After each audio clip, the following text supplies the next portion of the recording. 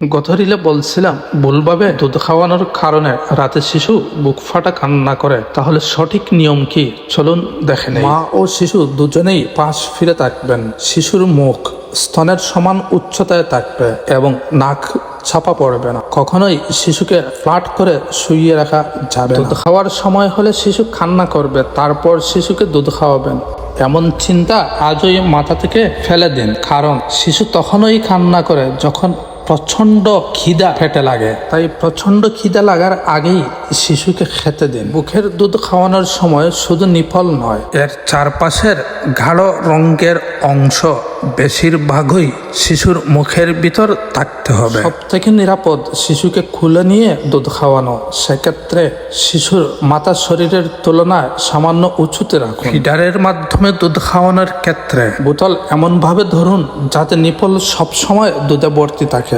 মনে রাখবেন, নিপলে ফাঁকা থাকা মানে গ্যাস ঢুকে যাওয়া। শিশুকে চিৎ করে শুইয়ে বোতল মুখে দিয়ে কখনো একা রেখে খাওয়াবেন না।